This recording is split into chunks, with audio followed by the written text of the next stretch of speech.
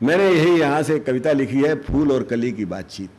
कली उनका प्रतीक है जो सिर्फ अपने लिए जीते हैं, सारी खुशबू सारा रूप अपने में, मकरंद अपने में बंद करके रखते हैं, और फूल जो सब कुछ चमन को लुटा देता है।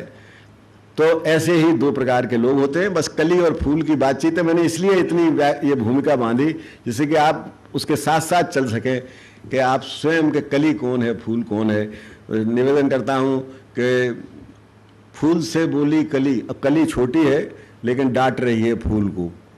फूल से बोली कली, क्यों व्यस्त मुरझाने में है, क्यों व्यस्त मुरझाने में है, फायदा क्या गंध और मकरंद बिखराने में है।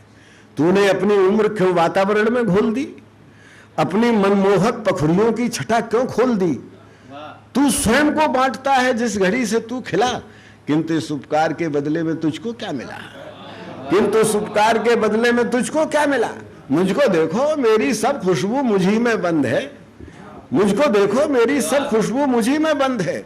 मेरी सुंदरता है अक्षय, अनछुआ मकरंद है। मैं किसी लोलुप भ्रमर के जाल में फंसती नहीं, मैं किसी को देखकर रोती नहीं, हंसती नहीं।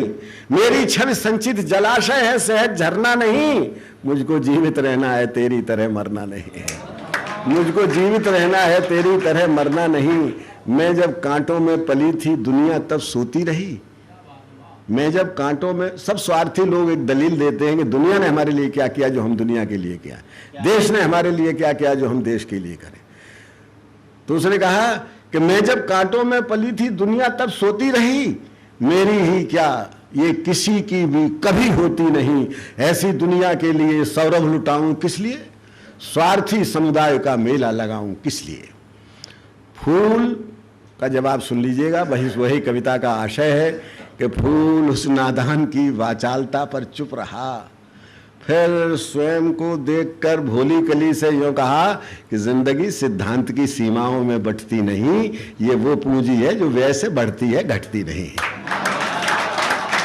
जिंदगी सिद्धांत की सीमाओं में बंटती नहीं, ये वो पूंजी है जो व्यय से बढ़ती है, घटती नहीं। 4 दिन की जिंदगी खुद को जिए तो क्या जिए, बात तो तब है कि जब मर जाएं औरों के लिए। सांस का व्यापार हरगिज अन्यथा होता नहीं, वो कभी पाता नहीं है जो कभी खोता नहीं। आराम की पूछो, ये सांस के व्यापार का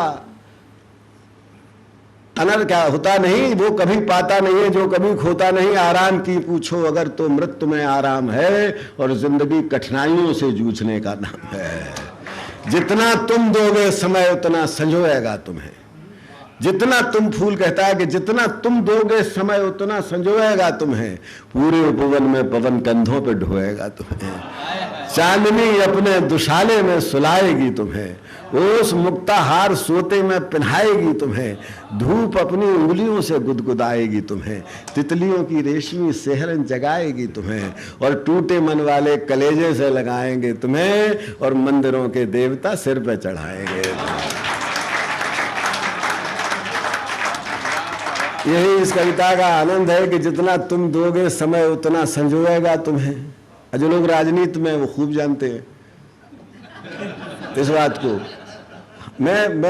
हम और द्विवेदी जी ने तो पार्टी तो एक ही शुरू में थी, अब बाद में भले, लेकिन हम लोग समझते इस बात को खूब है कि मैं ये कहना चाहता हूं कि जितना तुम दोगे समय उतना संजोएगा तुम्हें। पूरे उपवन में पवन कंधों पर ढोएगा तुम्हें, चांदनी अपने दुशाले में सुलाएगी तुम्हें, ओस मुक्ताहार सोते में पहनाएगी तुम्हें। धूप अपनी उंगलियों से गुदगुदाएगी तुम्हें, तितलियों की रेशमी सेहरन जगाएगी तुम्हें। और टूटे मन वाले कलेजे से लगाएंगे तुम्हें, और मंदिरों के देवता सिर पर चढ़ाएंगे तुम्हें। गंध उपवन की विरासत है, इसे संचित न कर। गंध उपवन की विरासत है, इसे संचित न कर। बांटने के सुख से अपने आप को वंचित न कर। यद संजोने का मजा,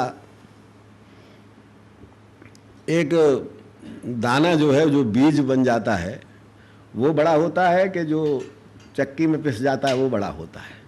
बस यही मैं कहना चाहता हूं कि यदि संजोने का मजा कुछ है तो बिखराने में है, और जिंदगी की सार्थकता बीज बन जाने में है। यदि संजोने का मजा कुछ है तो बिखराने में है, जिंदगी की सार्थकता बीज बन जाने में है।